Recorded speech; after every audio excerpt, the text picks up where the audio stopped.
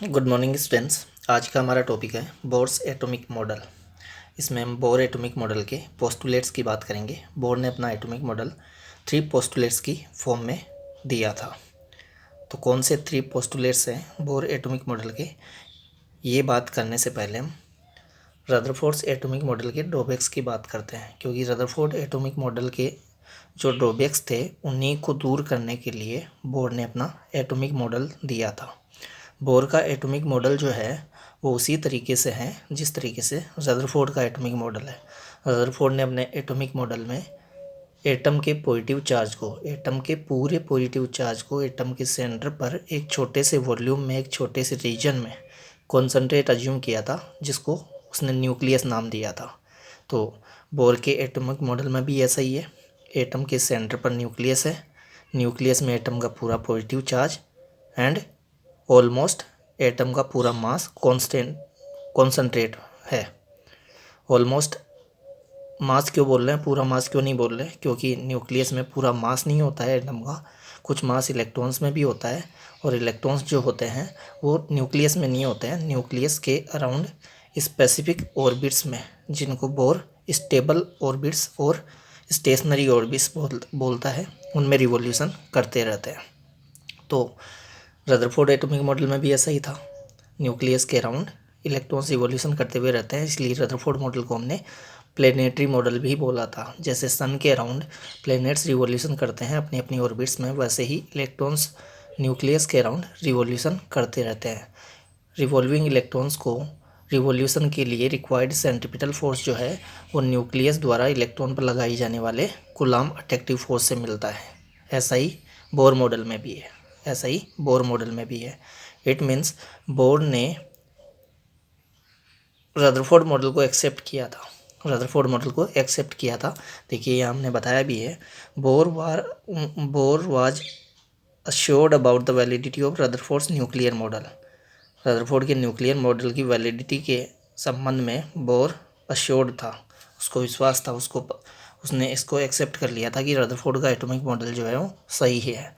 तो फिर प्रॉब्लम कहाँ क्रिएट हुई, प्रॉब्लम वहाँ क्रिएट हुई जब हमने रदरफोर्ड के एटॉमिक मॉडल पर क्लासिकल इलेक्ट्रोमैग्नेटिक थ्योरी अप्लाई की। क्लासिकल इलेक्ट्रोमैग्नेटिक थ्योरी अप्लाई करने पर हमें रदरफोर्ड एटॉमिक मॉडल में 2 ड्रॉबैक्स मिले थे मेनली। 2 ड्रॉबैक कौन से थे?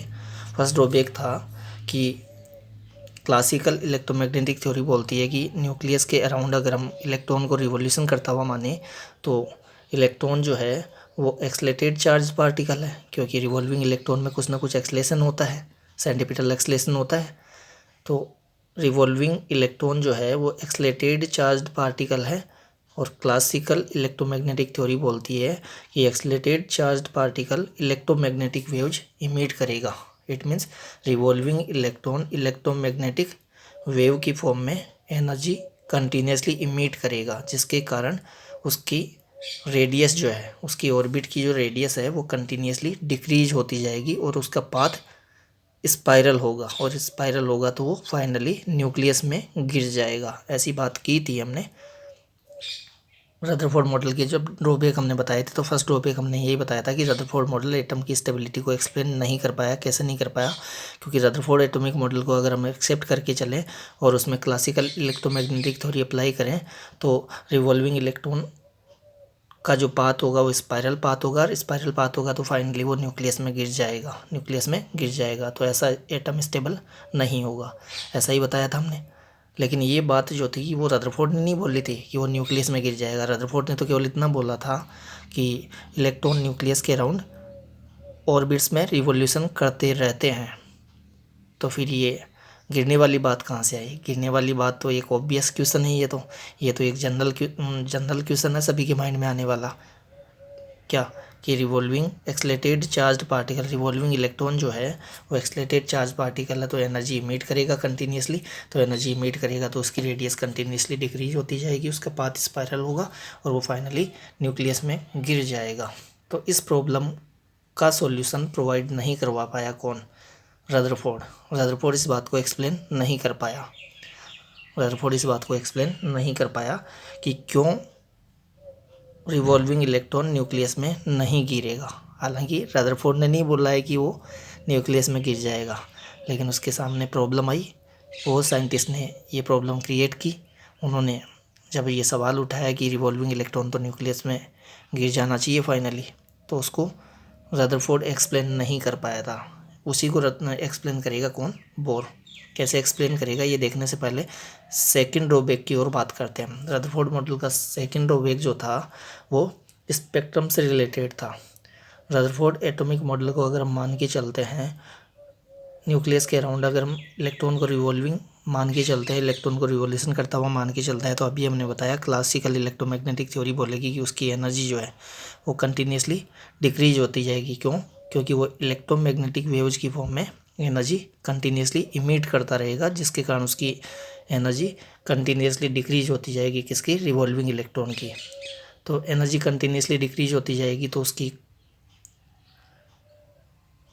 एंगुलर वेलोसिटी कंटिन्यूसली डिक्रीज होती जाएगी। एंगुलर वेलोसिटी कंटिन्यूसली डिक्रीज होती जाएगी तो उसके लिए रिवॉल्यूशन की जो फ्रीक्वेंसी है वो भी कंटिन्यूसली डिक्रीज होती जाएगी। और रिवॉल्यूशन की जो फ्रीक्वेंसी होती है उसी फ्रीक्वेंसी की इलेक्ट्रोमैग्नेटिक वेव्स इमिट करता है रिवॉल्विंग इलेक्ट्रॉन, तो उसके एनर्जी कंटिन्यूसली डिक्रीज होगी, एंगुलर वेलोसिटी कंटिन्यूसली डिक्रीज होगी, फ्रीक्वेंसी कंटिन्यूसली डिक्रीज होगी। इट मीन्स उसके स्पेक्ट्रम में वो जो रेडिएशन इमिट कर रहा है, उन इमिटेड रेडिएशंस में सभी फ्रीक्वेंसीज की इलेक्ट्रोमैग्नेटिक वेव एग्जिस्ट करनी चाहिए, जबकि ऐसा किसी एटम, किसी एलिमेंट के स्पेक्ट्रम में देखने को रियल में नहीं मिलता है। रियल में किसी एटम का, किसी एलिमेंट का जो स्पेक्ट्रम मिलता है हमें, वो उस स्पेक्ट्रम में सभी फ्रीक्वेंसीज की इलेक्ट्रोमैग्नेटिक वेव्स नहीं मिलती है। उसमें कुछ स्पेसिफिक फ्रीक्वेंसीज की इलेक्ट्रोमैग्नेटिक वेव्स ही मिलती है। तो रदरफोर्ड एटॉमिक मॉडल के अकॉर्डिंग तो क्या मिलना चाहिए फिर? रदरफोर्ड एटॉमिक मॉडल में अगर हम क्लासिकल इलेक्ट्रोमैग्नेटिक थ्योरी अप्लाई करके चलें तो एटम का स्पेक्ट्रम कंटिन्यूस स्पेक्ट्रम होना चाहिए। इट मीन्स उसमें सभी फ्रीक्वेंसीज की इलेक्ट्रोमैग्नेटिक वेव्स होनी चाहिए। लेकिन एटम का स्पेक्ट्रम रियल में कैसा मिलता है? लाइन स्पेक्ट्रम मिलता है। इट मीन्स उसमें कुछ स्पेसिफिक फ्रीक्वेंसीज की इलेक्ट्रोमैग्नेटिक वेव्स ही मिलती है। क्लियर है? तो ये मेन दो ड्रॉबैक्स थे। एक तो स्पेक्ट्रम वाला कि रदरफोर्ड मॉडल में क्लासिकल इलेक्ट्रोमैग्नेटिक थ्योरी अप्लाई करने पर वह उसके अकॉर्डिंग एटम का स्पेक्ट्रम कंटिन्यूस स्पेक्ट्रम होना चाहिए, जबकि रियल में एटम का स्पेक्ट्रम लाइन स्पेक्ट्रम मिलता है। तो इसको एक्सप्लेन नहीं कर पाया कि क्यों एटम का स्पेक्ट्रम लाइन स्पेक्ट्रम है। और फर्स्ट वाला मैंने बताया ये एटम की स्टेबिलिटी को नहीं बता पाया।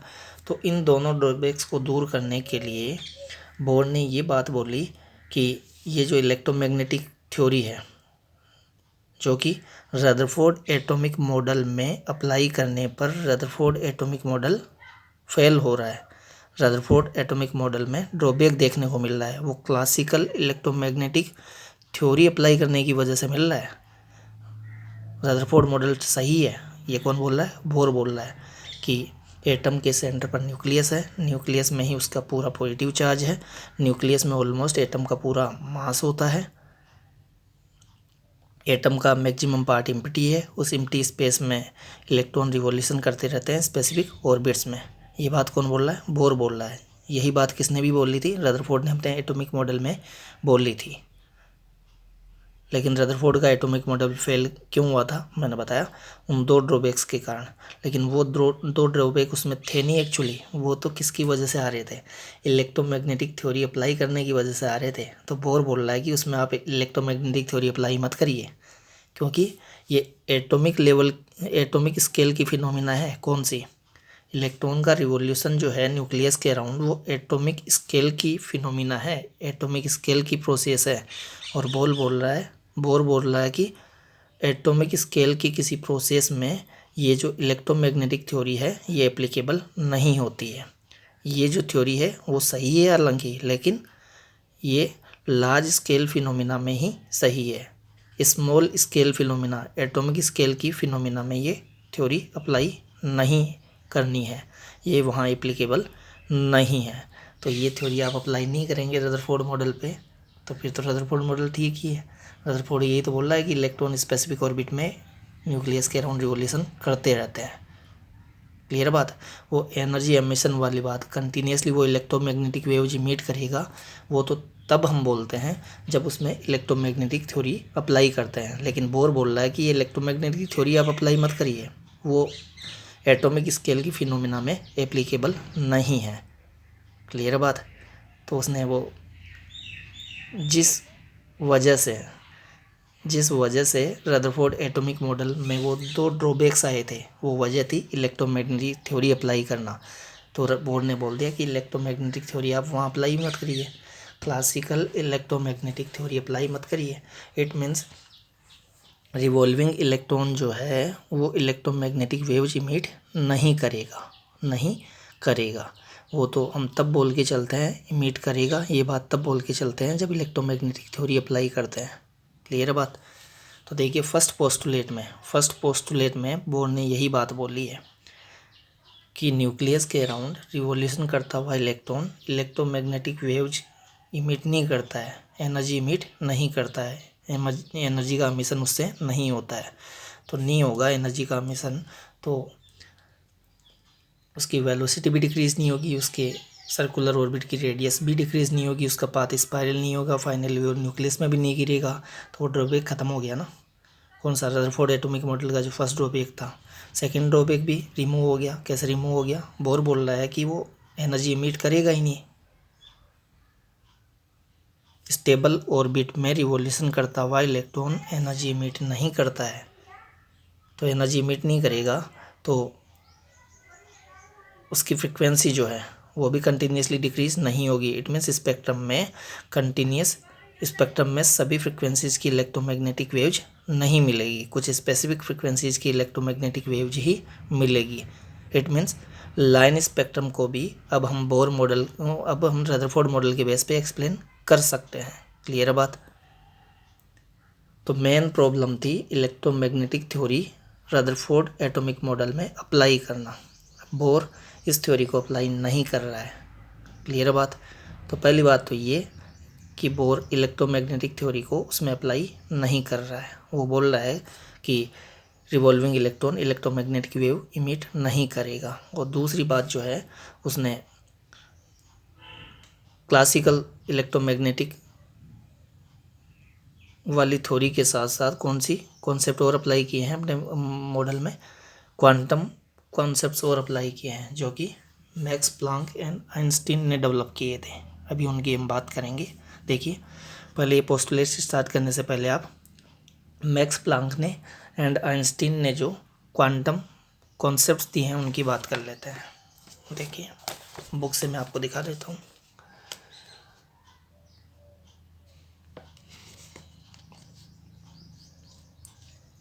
देखिए 1900 में मैक्स प्लांक ने क्वांटम थ्योरी दी थी किसको एक्सप्लेन करने के लिए? ब्लैक बॉडी रेडिएशन के स्पेक्ट्रम को एक्सप्लेन करने के लिए। ब्लैक बॉडी किसको बोलते हैं? एक ऐसी बॉडी जो अपने पर इंसिडेंट होने वाले सभी रेडिएशंस को एब्जॉर्ब कर लेती है। एब्जॉर्ब करने के बाद वो गर्म हो जाती है और गर्म होके फिर वापस रेडिएशन इमिट करती है। तो मैक्स प्लांक क्या बोलता है? मैक्स प्लांक बोलता है कि ब्लैक बॉडी से रेडिएशंस का एमिशन और एब्जॉर्प्शन जो होता है वो एनर्जी के छोटे छोटे बंडल्स की फॉर्म में, एनर्जी के छोटे छोटे पैकेट्स की फॉर्म में होता है, जिनको फोटोन बोलते हैं। देखिए बोला है अकॉर्डिंग टू दिस थ्योरी। किस थ्योरी के अकॉर्डिंग? क्वांटम थ्योरी, जो कि किसने दी है? मैक्स प्लांक ने। According to this theory radiant energy is not immediate, ये यहाँ से मत देखिए, ये देखिए, emission और absorption of energy is not continuous but in form of discrete energy packets. उन डिस्क्रीट एनर्जी पैकेट्स को ये बोल रहे हैं बंडल्स ऑफ एनर्जी, जिनको फोटोन नाम से बोलते हैं। तो क्या बोल रहा है? आपको ध्यान ये रखना है कि मैक्स प्लांक की क्वांटम थ्योरी के अकॉर्डिंग ब्लैक बॉडी से रेडिएशंस का एमिशन और एब्जॉर्प्शन जो होता है वो एनर्जी के छोटे छोटे बंडल्स की फॉर्म में होता है, जिनको क्वांटा और फोटोन कहा जाता है। और न्यू न्यू फ्रिक्वेंसी के किसी रेडिएशन में जो फोटोन पाया जाता है उस फोटोन की एनर्जी होती है E=H न्यू। न्यू के प्लेस पे हम C/λ पुट कर सकते हैं। ये फ्रिक्वेंसी की फॉर्म में एनर्जी है फोटोन की, ये वेवलेंथ की फॉर्म में एनर्जी है फोटोन की। कौन से फोटोन की? न्यू फ्रिक्वेंसी और लैम्डा वेवलेंथ के किसी रेडिएशन में पाए जाने वाले हर फोटोन में इतनी एनर्जी होती है। फॉर्मूला आपको याद रखना है, E=H न्यू C/λ। सी क्या है? सी फोटोन की वैक्यूम में वेलोसिटी है, रेडिएशन की वैक्यूम में वेलोसिटी है 3 × 10⁸ मीटर पर सेकेंड। 3 × 10⁸ मीटर पर सेकेंड। एच प्लांक कांस्टेंट है जो कि यूनिवर्सल कांस्टेंट होता है, इसका वैल्यू 6.62 × 10⁻34 जूल × सेकेंड होता है। क्लियर बात? तो ये बात तो बताई थी मैक्स प्लांक ने। फिर आइंस्टीन ने 1905 में आइंस्टीन ने फोटो इलेक्ट्रिक इफेक्ट को एक्सप्लेन करने के लिए रेडिएशन को क्वांटाइज्ड माना था। देखिए, radiations are in the form of bundle of energy, these energy packets are called photon. यहाँ केवल ब्लैक बॉडी रेडिएशन की बात थी, यहाँ आइंस्टीन बात कर रहा है इलेक्ट्रोमैग्नेटिक रेडिएशंस की, मतलब सभी रेडिएशंस की। ये केवल ब्लैक बॉडी रेडिएशंस की बात थी यहाँ। फिर 1905 में आइंस्टीन ने फोटो इलेक्ट्रिक इफेक्ट को एक्सप्लेन करने के लिए सभी टाइप्स के जो रेडिएशन होते हैं, रेडिएशन चाहे कोई सा भी हो, आइंस्टीन ने कहा कि वो एनर्जी पैकेट की फॉर्म में होता है, एनर्जी बंडल की फॉर्म में होता है, फोटोन की फॉर्म में होता है। एनर्जी जिसकी हमने यहाँ बताई दी है, कहाँ से बताइए एनर्जी?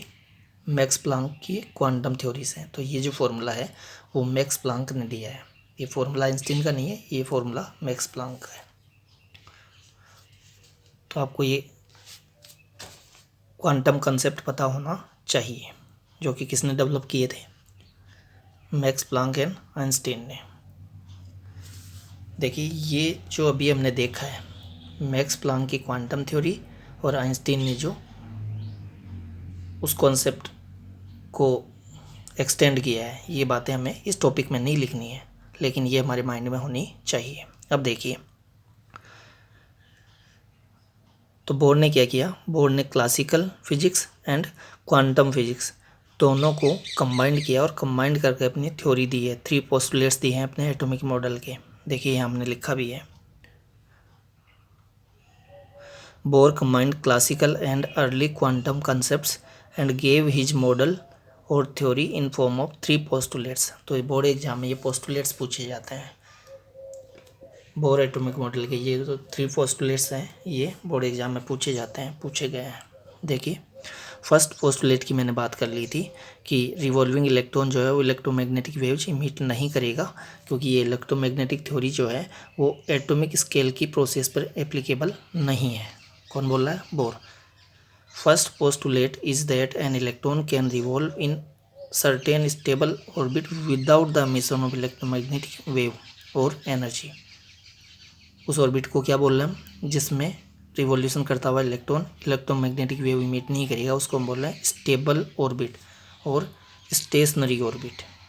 स्टेशनरी ऑर्बिट और स्टेबल ऑर्बिट।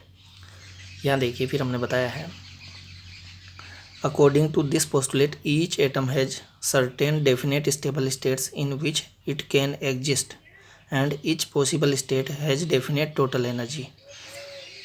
एटम की कुछ अपनी एनर्जी स्टेट्स होती है, उन एनर्जी स्टेट्स में रिवॉल्यूशन करता हुआ इलेक्ट्रॉन जो है उसकी एनर्जी फिक्स रहती है, उसकी एनर्जी डिक्रीज़ नहीं होगी जब तक वो उस स्टेबल ऑर्बिट में रहेगा, उस स्टेबल स्टेट में रहेगा, तब तक उसकी एनर्जी कांस्टेंट रहेगी।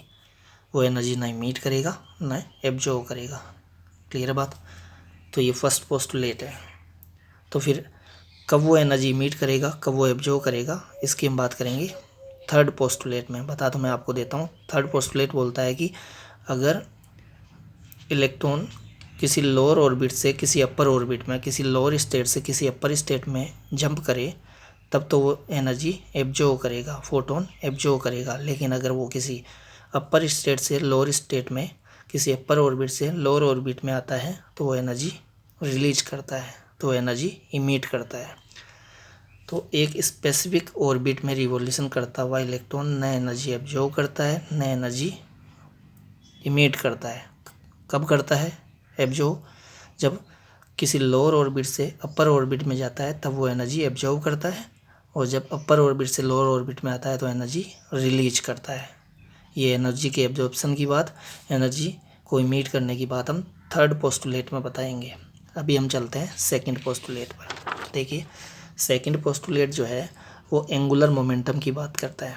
सेकंड पोस्टुलेट बताता है कि वो जो अभी हमने स्टेबल ऑर्बिट्स बताई थी जिनमें रिवॉल्यूशन करता हुआ इलेक्ट्रॉन इलेक्ट्रोमैग्नेटिक वेव्स को इमिट नहीं करता है, एनर्जी इमिट नहीं करता है, उन स्टेबल ऑर्बिट्स को डिफाइन करता है सेकंड पोस्टुलेट। कैसे डिफाइन करता है कि इलेक्ट्रॉन केवल उन्हीं ऑर्बिट्स में रिवॉल्यूशन करता है जिनमें उनका एंगुलर मोमेंटम जो है वो h/2π का इंटीग्रल मल्टीपल हो। देखिए यहाँ बोला भी है the electron revolves around the nucleus only in those orbits for which the angular momentum is some integral multiple of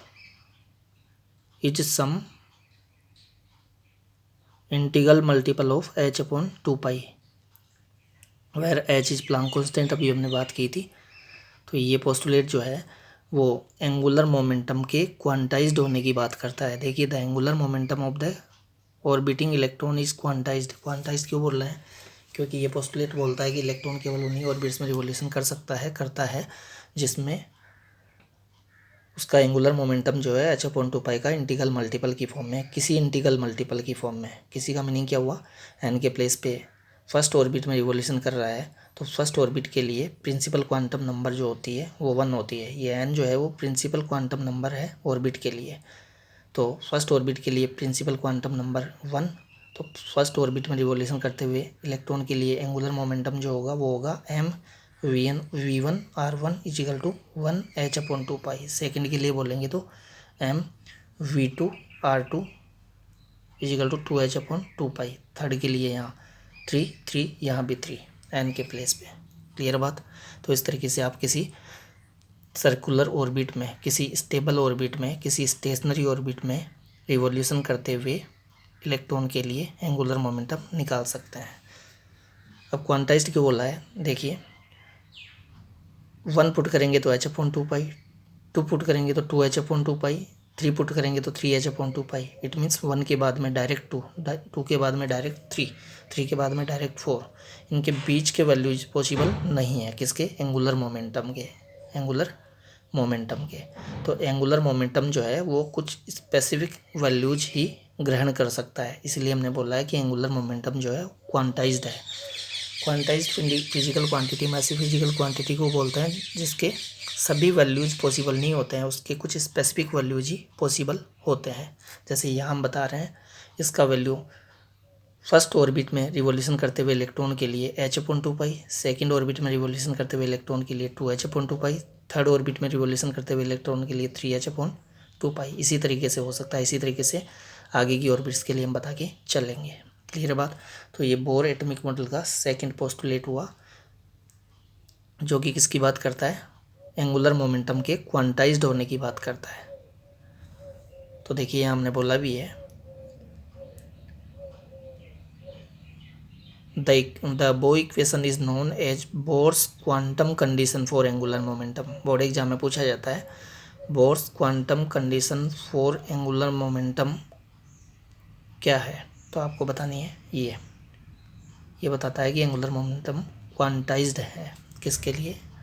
nucleus के अराउंड रिवॉल्यूशन करते हुए इलेक्ट्रॉन के लिए।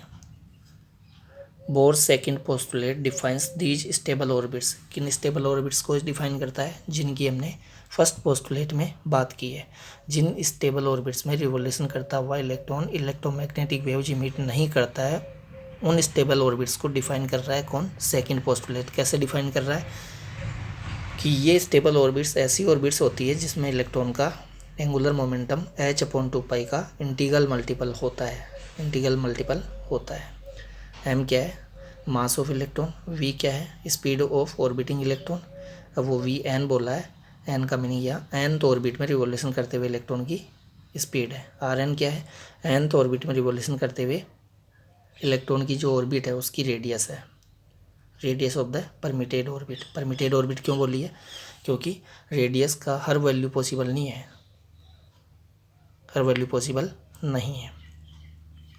कुछ स्पेसिफिक ऑर्बिट्स होती है, उन्हीं में इलेक्ट्रॉन रिवॉल्यूशन कर सकता है, केवल उन्हीं ऑर्बिट्स में जिसमें उसका एंगुलर मोमेंटम h/2 का इंटीग्रल मल्टीपल होगा, उन्हीं ऑर्बिट्स में रिवॉल्यूशन हो सकता है, इसलिए बोला परमिटेड ऑर्बिट्स। क्लियर है, तो ये सेकंड पोस्टुलेट हुआ। थर्ड पोस्टुलेट अभी मैंने बताया था, जब फर्स्ट पोस्टुलेट बताया था, फर्स्ट में हमने बताया था कि वो एक स्टेबल स्टेट में जब तक होता है, एक स्टेबल ऑर्बिट में जब तक रिवॉल्यूशन कर रहा होता है इलेक्ट्रॉन, तब तक इलेक्ट्रोमैग्नेटिक वेव्स इमिट नहीं करता है। तो फिर कब करता है, ये बात करी हमने थर्ड पॉइंट में, थर्ड पोस्टुलेट में। तो थर्ड पोस्टुलेट ये बोलता है, देखिए ये जो थर्ड पोस्टुलेट है, बोर्ड ने क्वांटम कॉन्सेप्ट्स को ऐड करते हुए लिया है। क्लासिकल थ्योरी जो थी उसमें क्वांटम कॉन्सेप्ट्स को ऐड करते हुए ये पोस्टुलेट दिया है। देखिए E=h², अभी ये फॉर्मूला हमने मैक्स प्लांक से लिया था। मैक्स प्लांक ने जो अपनी क्वांटम थ्योरी दी है, उस क्वांटम थ्योरी में उसने न्यू फ्रिक्वेंसी के किसी रेडिएशन की इतनी एनर्जी बताई थी। क्लियर बात। तो देखिए बोर क्या बोल रहा है, ये एटम की कोई एक स्टेबल ऑर्बिट है, एक स्टेबल एनर्जी स्टेट है, ये सेकंड एनर्जी स्टेट है। तो मान लीजिए इलेक्ट्रॉन पहले यहाँ था, इस एनर्जी स्टेट में था, n1 ऑर्बिट में था, ये लोअर ऑर्बिट है, ये अपर ऑर्बिट है, इसमें एनर्जी उसकी कम है, इसमें उसकी एनर्जी ज़्यादा है। It means lower energy level से वो हाई एनर्जी लेवल में अगर जाना चाहता है इलेक्ट्रॉन, या यूँ बोल लीजिए इसको, इलेक्ट्रॉन लोअर एनर्जी लेवल से हाई एनर्जी लेवल में जंप करके जाएगा। कब, जब वो रेडिएशन को, रेडिएशन में क्या होते हैं, फोटोन, अभी हमने बताया था कि रेडिएशन जो है वो एनर्जी पैकेट है, फोटोन है। तो जब वो रेडिएशन को एब्जॉर्ब करता है, कितनी रेडिएशन को, इन दोनों एनर्जी स्टेट्स की जो एनर्जीज है, उन एनर्जीज के डिफरेंस के इक्वल जो एनर्जी है, देखिए En2 minus En1, En2 minus En1 बोल लीजिए या E2 माइनस E1 बोल लीजिए, इन दोनों के डिफरेंस से जो हमें एनर्जी मिलेगी, उतनी एनर्जी अगर लोअर ऑर्बिट के किसी इलेक्ट्रॉन को मिल जाए तो वो अपर ऑर्बिट में जंप करके चला जाएगा। सॉरी। और अगर अपर ऑर्बिट का कोई electron En2 minus En1 energy का फोटोन का रेडिएशन इमिट कर दे तो वो अपर ऑर्बिट से लोअर ऑर्बिट में आ जाएगा। क्लियर बात। इट मीन्स इलेक्ट्रॉन से एनर्जी इमिट तब होगी जब वो किसी अपर ऑर्बिट से लोअर ऑर्बिट में आए। इलेक्ट्रॉन एनर्जी एब्जॉर्ब तब करेगा जब वो किसी लोअर ऑर्बिट से अपर ऑर्बिट में जाए।